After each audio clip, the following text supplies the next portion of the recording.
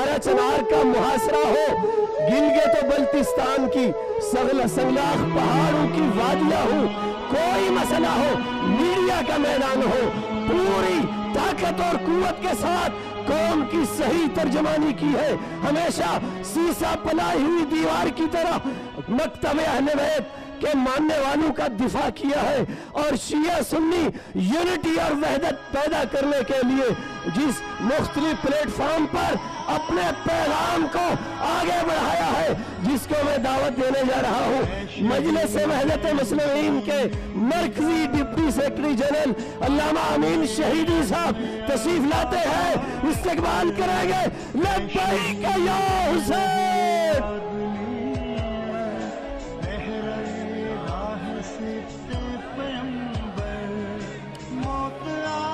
بسم اللہ، تشریف رکھیے، تشریف رکھیے، بہت بہت شکریہ، تشریف رکھیے۔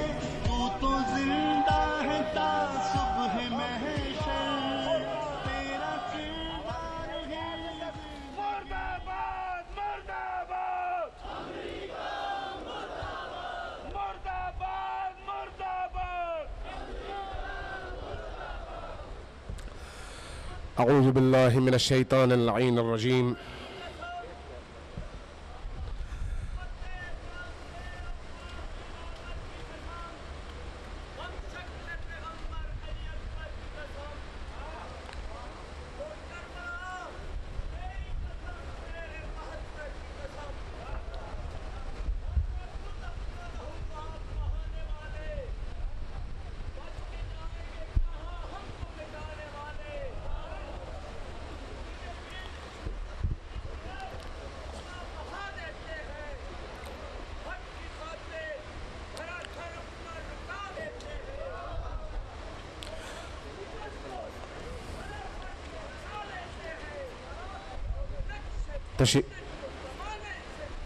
ماشاءاللہ ماشاءاللہ، تشریف رکھیے، تشریف رکھیے۔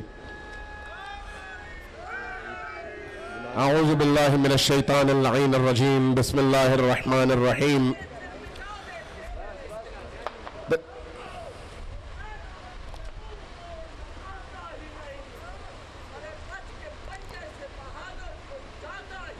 ماشاءاللہ، تشریف رکھیے، بہت بہت شکریہ، تشریف رکھیے، اللہ آپ کو اجر دے، تشریف رکھیے، وقت کم ہے۔ ماشاءاللہ، ایک دفعہ صلوات بھیجیے بر محمد و آل محمد۔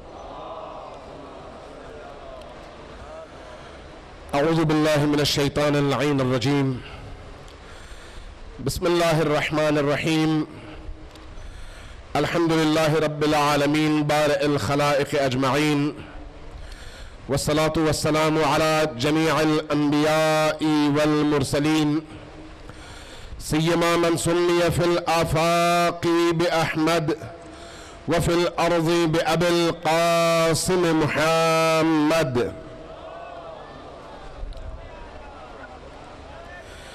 والصلاة والسلام على أولاده الطيبين الطاهرين المعصومين الميامين وأصحابه المنتجبين.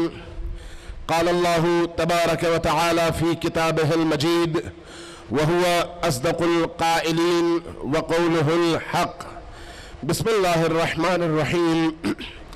الذين قالوا ربنا الله ثم استقاموا تتنزل عليهم الملائكة. صلوات بجیے بر محمد و آل محمد. عزیزان گرامی، سب سے پہلے اس قوم، ملت اور اس مملکت کے محسن، اس عظیم ہستی کے لیے جنہوں نے اپنا خون بہا کر امت کو جینے کا ایک نیا سلیقہ دکھایا اور اپنے آباء و اجداد کی سیرت کو زندہ کر گئے، سب مل کر ایک دفعہ سورہ فاتحہ کی تلاوت فرمائیے. بسم اللہ الرحمن الرحیم. مالک یوم الدین، ایاک نعبد و ایاک نستعین، اهدنا الصراط المستقیم صراط الذین انعمت علیہم غیر المغضوب علیہم ولا الضالین. بسم اللہ الرحمن الرحیم. قل هو اللہ احد اللہ الصمد لم یلد ولم یولد ولم یکن له کفوا احد. ایک دفعہ پھر صلوات بھیجیے بر محمد و آل محمد. نہیں، صلوات کی آواز بہت دھیمی ہے اور شاید آپ کو نہیں معلوم کہ آپ کی صلوات کی آواز کی بنیاد پر، سب کے پڑھنے کی بنیاد پر اس وقت अल्लाह के फरिश्ते आप पर अपनी रहमतें निछावर कर रहे हैं। ऊंची आवाज से सलवात भेजिए पर मोहम्मद वाले मोहम्मद।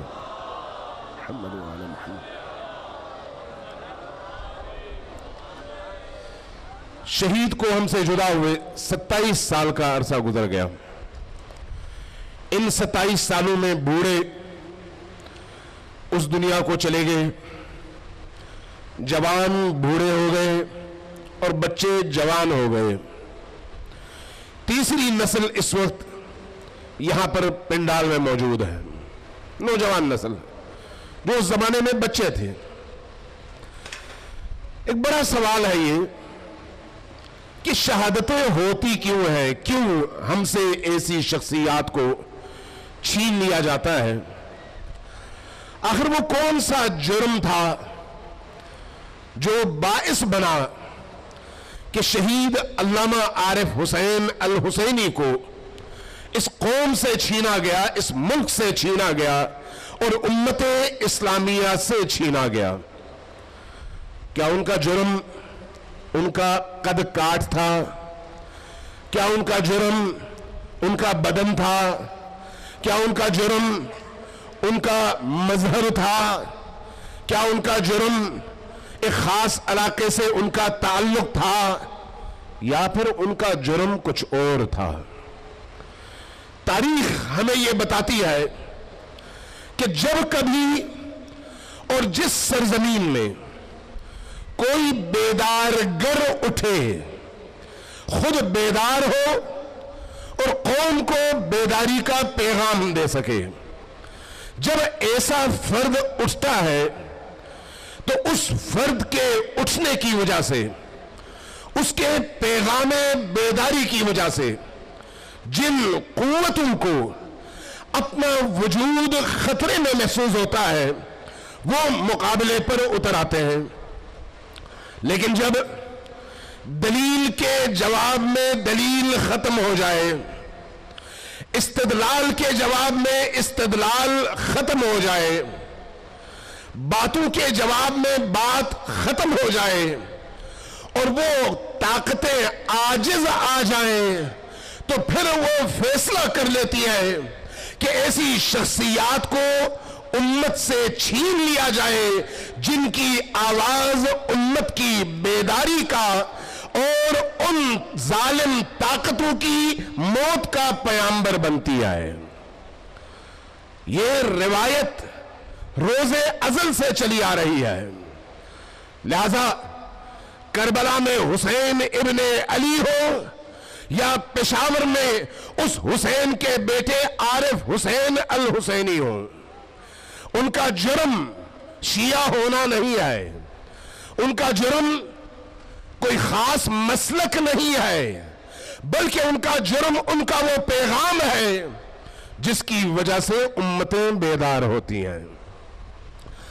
अगर आप गौर करेंगे शहीद आरिफ अल हुसैनी की जिंदगी पर, तो जो चीज नुमाया तौर पर नजर आएगी वो ये है कि उनको भी क़यादत के तकरीबन 4.5 साल मिले और इन 4.5 सालों में गली गली, घर घर, दर दर, इलाका इलाका, करिया करिया, गांव गांव पहुंचकर इस शख्सियत ने जो पैगाम दिया वो पैगाम फिरका और मसलक का पैगाम नहीं था, वो पैगाम शीइयत का पैगाम शिया होने की हैसियत से नहीं था, बल्कि वो पैगाम वो था जो मोहम्मद अरबी लेकर आए, अली जिसको लेकर मैदान में उतरे और हुसैन ने जो पैगाम करबला में जिंदा किया।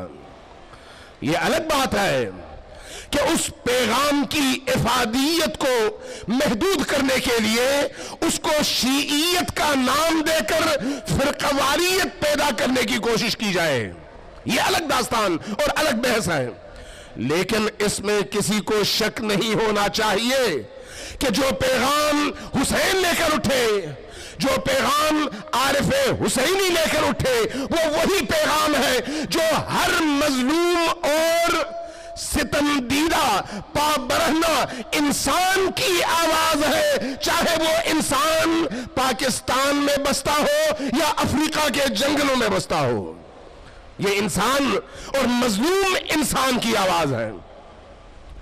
लिहाजा आज भी अगर वो आवाज लेकर कोई उठता है तो यकीन जानिए उसको अपनी जान अपनी हथेली पर लेकर मैदान में उतरना पड़ता है। जिसकी आवाज में वो पैगाम न हो उसको कोई खतरा भी नहीं होता। जिसकी आवाज में हुर्रियत न हो, जिसके पैगाम में हुर्रियत न हो, जिसके पैगाम में बेदारी न हो, जिसके पैगाम में मजलूमों की मजलूमियत के खिलाफ और जालिम के जुल्म के खिलाफ बगावत न हो, उसको कोई कुछ नहीं कहता, उसको कोई नुकसान पहुंचाने की कोशिश नहीं होती। नुकसान किसको पहुंचता है? उसको जिसकी आवाज सोए हुए को जगाती है। शहीद आरिफ उल हुसैनी की आवाज वो आवाज है। आज जो बरसी के मौके पर इस कॉन्फ्रेंस को नाम दिया गया बेदारी उम्मत, ये उसी आवाज को जिंदा रखने की जिद्दोजहद का वो तसलसल है जिसका तकाजा, जो तकाजा है हमारे दीन का, हमारी आइडियोलॉजी का, हमारे मकतब का, कुरान का और इस्लाम का। इस्लाम का सबसे बड़ा पैगाम यह है कि जुल्म के खिलाफ खड़े हो जाओ। कुरान का सबसे बड़ा पैगाम यह है कि जुल्म के खिलाफ अपना सर ऊंचा रखो।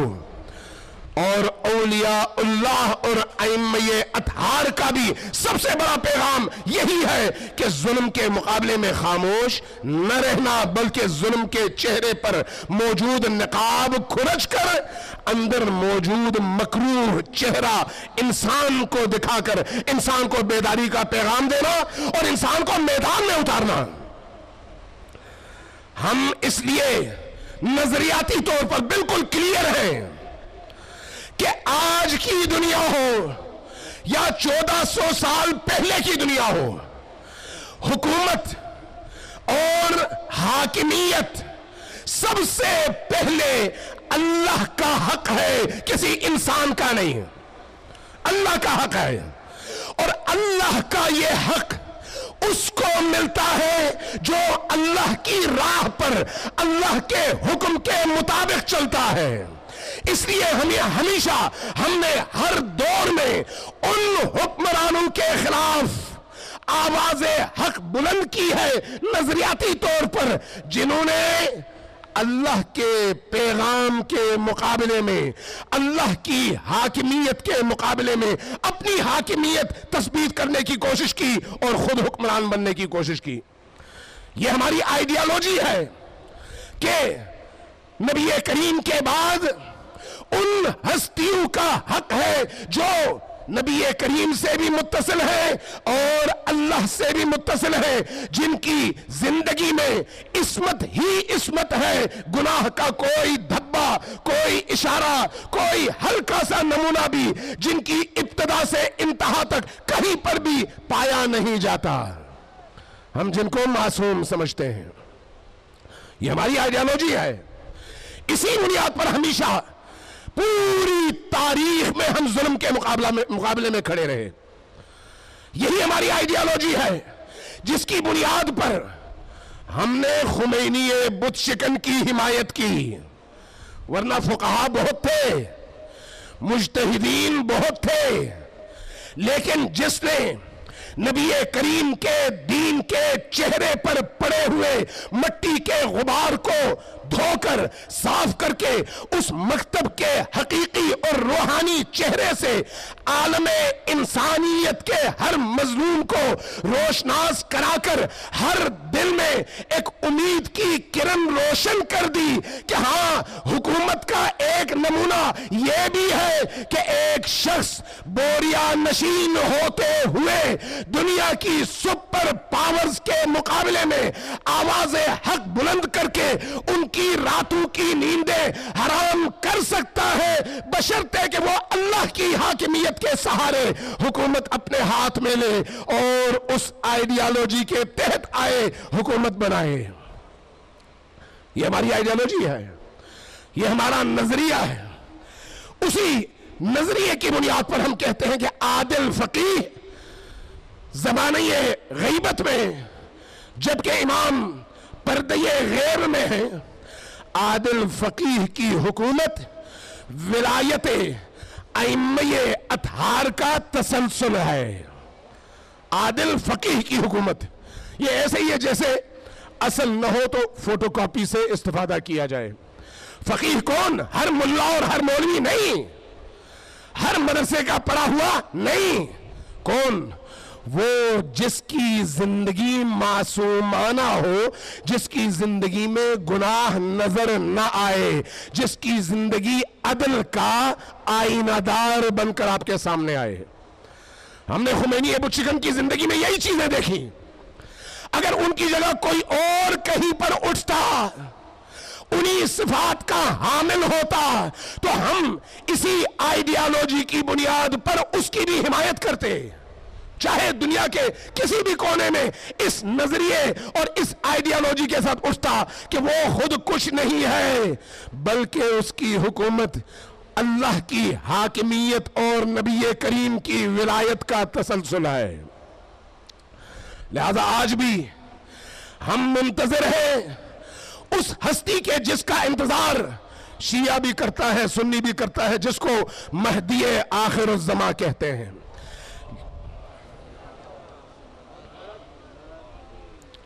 لیکن اس ہستی کے آنے سے پہلے کیا امت مسلمہ کا کام ہاتھ پر ہاتھ دھرے بیٹھنا ہے انتظار میں، یا پھر ان کے لیے دنیا کو تیار کرنا ہے؟ خمینی ابو چکن نے اسی اصول کی بنیاد پر انقلاب برپا کیا، بچوں کو تیار کیا، جوانوں کو تیار کیا، خواتین کو تیار کیا، میدان میں اتارا اور 2500 سالہ شہنشاہیت کا گلا گھونٹ کر ایک اسلامی حکومت قائم کر کے بتا دیا کہ اگر ظلم کا گلا ایک عام فقیہ جو معصوم اس معنی میں نہیں ہے گلا گھونٹ کر ایک عادلانہ نظام قائم کر سکتا ہے، تو پھر اللہ کا وہ ولی جس کے طفیل کائنات کے ذرے ذرے کو روزی ملتی ہے، وہ جب آئے گا تو اس کی ولایت اور حکومت کیسی ہوگی؟ خمینی ابو چکن نے اپنے عمل سے یہ ثابت کیا. ہم اس خمینی ابو چکن کے پیروکار ہیں. شہید عارف الحسینی اس خمینی ابو چکن کے پیروکار تھے. خمینی ابو چکن نے جو انقلاب برپا کیا، اس انقلاب نے دنیا میں طاقت کے توازن کو تبدیل کر دیا. پوری دنیا گواہ ہے، آپ بھی جانتے ہیں. وہ زمانہ اور تھا جب دنیا کو مشرق اور مغرب دو حصوں میں تقسیم کیا جاتا تھا، مشرقی عالمی قوت اور مغربی عالمی قوت. ادھر رشیا اور ادھر امریکہ، دو سپر پاورز. لیکن جب سپر پاور اللہ کو قرار دے کر اس یقین اور ایمان کے ساتھ خمینی ابو چکن میدان میں اترا، تو پھر وہ جو مشرق اور مغرب کی دو سپر پاورز تھی وہ اکٹھی ہو گئی اس حقیقی سپر پاور کے خلاف. وہ آپ کے سامنے ہے تاریخ. اس کے بعد آپ نے یہ بھی دیکھا اور یقیناً پڑھا ہے، نیٹ پہ جائیے پڑھیے کہ دنیا کے جس جس کونے میں خمینی ابو چکن کے اس انقلاب کا یہ پیغام پہنچا، انسانوں میں بیداری پیدا ہوئی، مظلوموں میں بیداری پیدا ہوئی، امتوں میں بیداری پیدا ہوئی، قوموں میں بیداری پیدا ہوئی. اور اس بیداری نے مشرق اور مغرب کی ان دو قوتوں کی نیندیں حرام کر دی کہ اگر کسی تیسری دوسری جگہ بھی اس طرح کی تبدیلی آتی ہے تو پھر عالمی اس استکباری طاقت کے مفادات وہیں پر ختم ہو جاتے ہیں. ان کے لیے بہت بڑا چیلنج تھا. نتیجہ کیا ہے؟ نتیجہ یہ ہے کہ مظلوم قوموں کے اندر عالم مغرب اور عالم مشرق کی ان طاقتوں کے خلاف انتقام کا جذبہ بھی اور مقابلے کا شعور بھی پیدا ہوا، آگے ہی پیدا ہوئی۔ اب ان دو طاقتوں نے جو کام کیا وہ یہ ہے کہ اس بیداری کا رستہ روکنے کے لیے، اس بیداری کا رخ موڑنے کے لیے ڈمی جہادی پیدا کرنے شروع کر دیے، ڈمی مسلمان مبارز پیدا کرنے شروع کر دیے، مختلف سرزمینوں میں مختلف ناموں سے، اور آپ کے خطے میں طالبان کو وجود بخشا گیا تاکہ وہ ساری قوتیں جو اس باور تک پہنچی ہے، اس یقین تک پہنچی ہے کہ ہاں ہم عالمی قوتوں کا مقابلہ کر سکتے ہیں، ان تمام قوتوں کو اس جعلی جہادی قوت میں شامل کر کے اپنے مفادات کے لیے استعمال کیا جائے۔ تب جب یہ باتیں ہوتی تھیں تو ہمارے سادلوہ ملا اور اہل مدرسہ پاکستان کے اندر انکار کرتے رہے، نہیں ہمارا کوئی تعلق ان طاقتوں کے ساتھ نہیں ہے، جبکہ یہ بات بھی اظہر من الشمس ہے کہ پاکستان کے اندر اگر طالبانیت کو، طالبانائزیشن کو ترویج ملی، افغانستان کے اندر اگر ترویج ملی تو امریکی اور برطانوی عہدیدار CIA کے لوگ پاکستان کے انہی مدارس میں آ کر ان کو جہادی تعلیمات دیتے تھے، اور نیچے ہمارے ملا، ہمارے مشر، ہمارے وہ لیڈرز بیٹھ کر تالیاں بجاتے تھے اور اللہ اکبر کے نعرے بلند کرتے تھے۔